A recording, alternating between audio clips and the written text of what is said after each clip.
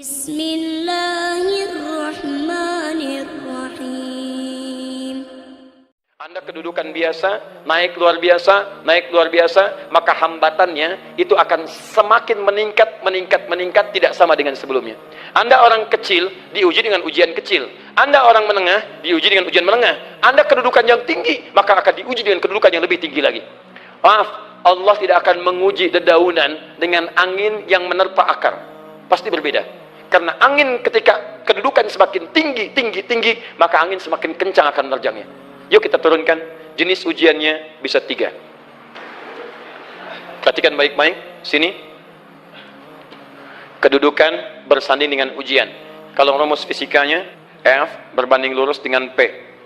Gaya berbanding lurus dengan tekanan. Jadi kalau antum misalnya, rumus asalnya F1 sama dengan F2. Gaya gerak sama dengan gaya dorong. Kalau dikembangkan ke sini, tenaga kecil begini, maka yang bunyi kecil. Kalau besar, semakin besar lagi. Nah, memahami rumus ini, F sama dengan P. F berbanding lurus dengan tekanan. Ada gaya tekanan juga yang cukup kuat. Ketika antum pukul kencang, suara kencang. Tapi ini lebih sakit kan? Tekanannya lebih kuat. Itu agak berbeda. Itu dalam persepsi positif. Dalam persepsi negatif juga bisa. Gaya berbanding lurus dengan tekanan. Semakin orang banyak gaya, semakin tertekan hidupnya. Ya? Tanya. Sekarang lihat sini. Rumus ini kalau kita turunkan lewat ayat, am hasibtum an tadkhulul jannata. Apakah Anda akan duga begitu mudah masuk surga? Walamma ya'tikum mathalul ladzina khalau min qablikum. Sementara Allah belum menguji Anda seperti orang dulu yang dijamin surga mendapati ujian. Apa jenis ujiannya? Ini manhaj hidup kita dan kita berhenti di sini. Maaf, saya mungkin hanya 5 ayat dulu untuk hari ini ya. Massatuhumul ba'sa. Ujian pertama disebut dengan ba'sun.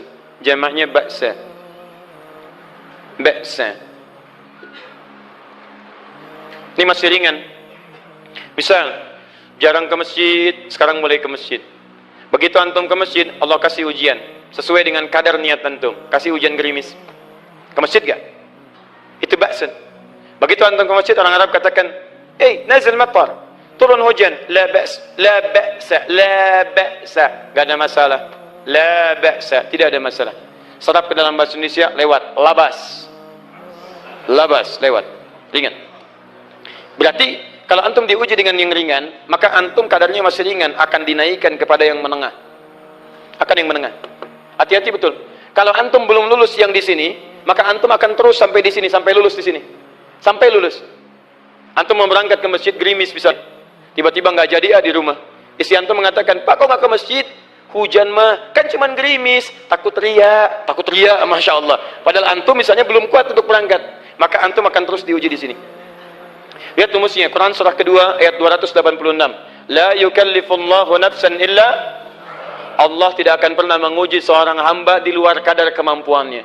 Jadi kalau antum masih ujian yang ringan, antum diberikan yang ringan. Antum naik menengah, diberikan yang menengah. Antum naik lagi level tinggi, diberikan ujian yang berat. Menengahnya disebut dengan darrun. Waddarra. Dari ba'sun jadi darrun. Jamaknya darra.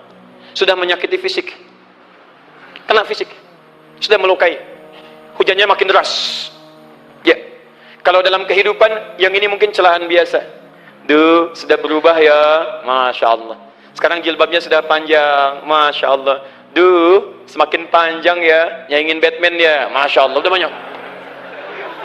Begitu sudah mulai pakai cadar, ninja, oh Masya Allah. Dorra, sudah nggak enak ke fisik. Dorrun.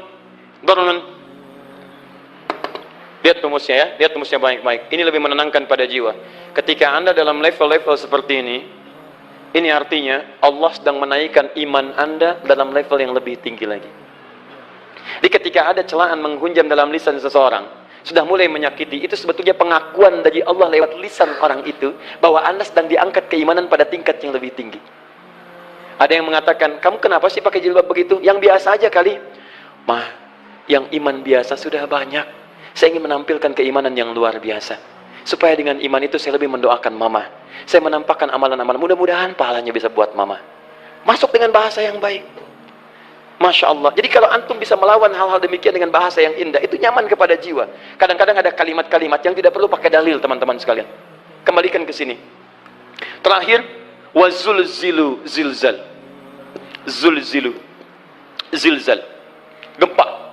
Goyang. Dia ada ujian yang bisa menggoyangkan diri kita, membuat gempa hati kita. Antum sudah nggak kuat, kadang-kadang jalan sempoyongan, padahal nggak ada gempa di luar, cuman hati kita kayak kena goncangan. Diserang sana, serang sini, nggak bisa tidur, nggak bisa makan, tawarin ini susah, itu susah. Wazulzilu. Bahkan hatta yaqula Rasulullah walladzina amanu ma'ahu mata nasrullah. Sampai-sampai Rasul SAW, bahkan orang-orang beriman, bahkan yang setelahnya bisa mengatakan, kapan ini berakhir? Akan tiba masa Anda mengalami satu situasi sampai Anda mengatakan, kapan berakhirnya yang seperti ini? Serang, serang, serang. Perhatikan, jika Anda berada pada level ini, saya ucapkan selamat kepada Anda. Karena Anda akan diangkat pada kedudukan yang tertinggi di antara sekian ujian yang ada. Zuzan. Artinya Allah akan naikkan Anda pada derajat yang tinggi. Karena hukum ujian tadi, la yukallifullahu nafsan illa wus'aha. Allah nggak akan menguji seorang hamba di luar batas kemampuannya. Jadi kalau Anda sudah dipandang oleh Allah siap menerima yang ini, maka Anda akan diberikan zilzal. Kalau Anda nggak mampu, Anda hanya akan diberikan darra atau ba'sun. Dimohon maaf, kalau di antara jamaah yang hadir saat ini, Anda merasa sedang punya masalah yang berat, membuat hati Anda goyah, saya ucapkan pada Anda, dari sekian hamba Allah yang ada di muka bumi, cuman Anda yang diberikan itu. Artinya Allah akan mengangkat derajat Anda. Ayo bahagia. Dan yakinlah, bukan orang lain yang dititipkan, Anda yang diberikan. Allah percaya pada Anda, kenapa Anda tidak yakin? Bukan orang lain. Jadi mustahil Allah memberikan ujian berat kalau Anda nggak sanggup. Karena cuma Anda yang sanggup, Anda yang dikasih. Makanya jangan mengeluh. Jangan katakan, ya Allah, kenapa saya, ya Allah? Why me? Kata Allah, why not? Kamu yang bisa. Yang lain tidak. Dan tanpa harus Anda menuliskan status. Memang cuma saya yang sanggup. Oh, Masya Allah. Gak usah. Sadari. Kalau bukan sayang, Allah itu punya sifat adil. Nggak mungkin menukar sesuatu di luar kadarnya. Antum tahu cicak? Halo? Jangan katakan wallahu alam. Cicak. Cicak. Baik. Bagaimana aktivitasnya? Merayap. Di mana? Dinding. Apa makanannya? Nyamuk. Nyamuk bagaimana aktivitasnya? Terbang. Pertanyaan saya, di mana keadilan Allah menjadikan makhluk yang merayap makanannya terbang? Kalau nyamuk masuk kategori pertama tadi, pintar dan tahu dirinya pintar, jadi mainan cicak. Cicak, ayo tangkap. Cicaknya cuma merayap, dianya terbang. Beruntungnya nggak ada nyamuk yang jenius.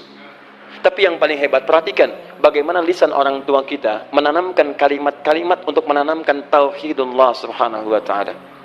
Cicak, cicak, diam, merayap. Perhatikan, yang Allah tuntut pada cicak, merayap kamu. Walaupun cuma diam-diam. Lihat baik-baik. Diam, merayap. Datang seekor, Masya Allah. Ketika dia merayap, nyamuk datang. Lihat, bukan cicak mendatangi nyamuk, tapi nyamuk mendatangi cicak.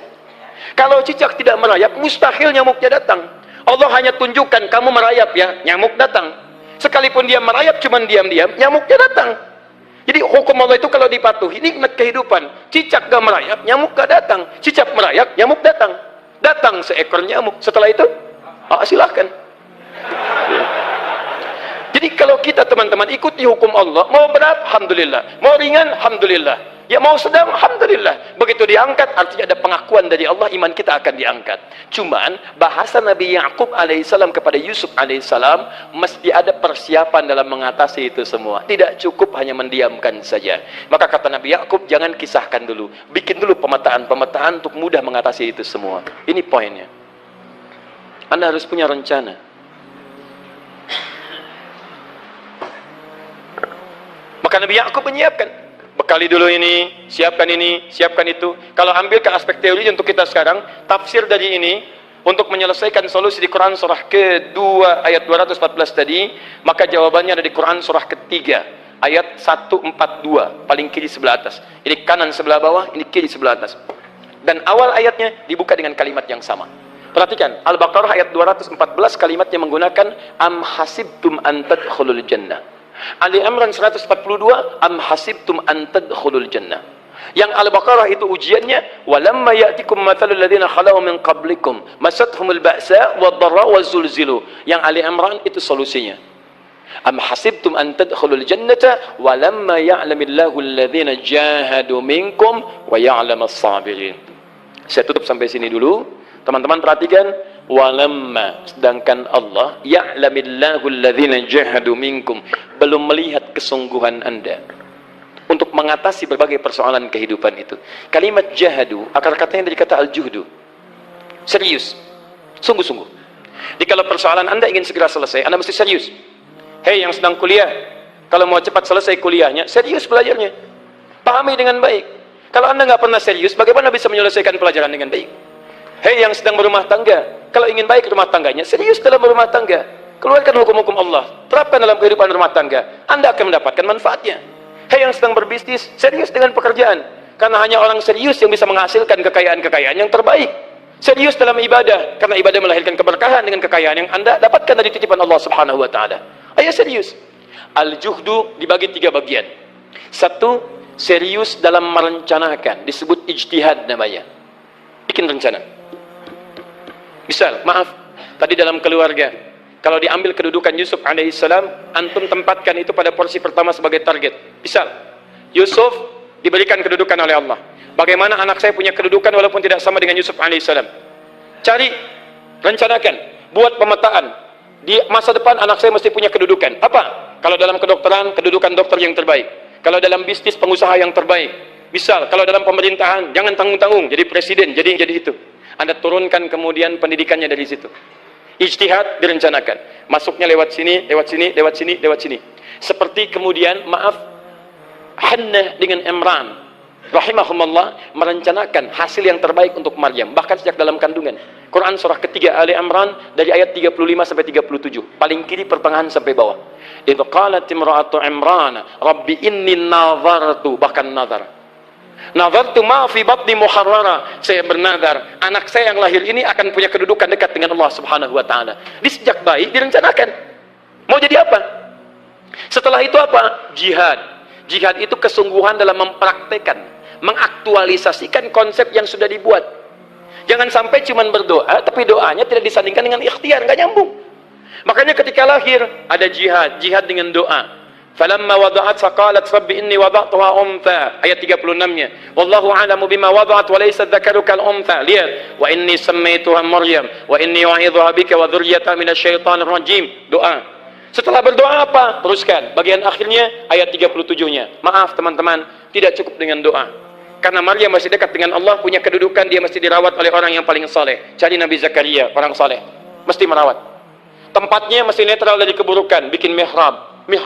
Jadi tempat dibuatkan, orang saleh merawat, doa dipanjatkan, doa berbanding lurus dengan ikhtiar. Apa yang terjadi? Ayat 37-nya. Fataqabbalaha rabbuha biqabulin hasanin wa ambataha nabatan hasana. Maka Allah Subhanahu wa taala menerima usaha orang tua ini. Doanya diterima, ikhtiarnya diterima. Jadi kalau antum mengambil ayat tadi, diterapkan dalam kehidupan, rencanakan teman-teman sekalian. Anak mau sekolah di mana? Mau jadi apa? Turunkan ke bawahnya. Oh, dia mau jadi dokter yang hafal Quran, turunkan. Pendidikannya di sini sampai paling kecilnya. Siapa gurunya yang dekat dengan Allah? Sekolahnya yang menjauhkan dari hal-hal keburukan. Sampai satpamnya soleh, securitynya soleh, koperasinya orang-orang soleh, gurunya orang-orang soleh. Hadirkan. Kalau ikhtiarnya sudah nyambung dengan doa, maka fataqabbalallah. Taqabbalaha rabbuha. Diterima Maryam, antum diterima. Jadi kadang-kadang yang nggak nyambung nih begini, doanya nggak nyambung dengan ikhtiar, itu masalahnya. Ya Allah mohon ya Rabb, jadikan anak saya rajin sholat, hafal Al-Quran, tapi ditempatkan di sekolah yang tidak pernah mengajarkan sholat, nggak nyambung. Ditempatkan di tempat yang tidak pernah mengajarkan Quran, tidak nyambung. Nggak ada kesamaan di situ. Maka Nabi Ya'qub alaihissalam memberikan gambaran kepada anaknya, nah, kamu akan punya kedudukan begini, hati-hati, setiap ada kedudukan akan ada rintangan, kamu harus punya rencana untuk merencanakan solusi-solusi terbaik untuk itu. Kemudian yang terakhir, ini yang paling hebat, mujahadah, perjuangan melawan emosi. Karena tidak sedikit tantangan itu, maaf, yang berat itu bukan menghadapi fisiknya, tapi menghadapi diri kita sendiri. Mau ke masjid, malas, itu yang susah dihadapi dibandingkan dengan hujan. Hujan ada payung, malas mau pakai apa? Maaf, menurun, semangat turun, malas datang, kecewa datang, pesimis datang, lawan, namanya mujahadah. Gabungkan ketiganya, isi dengan sabar. Wa ya'lamus sabirin.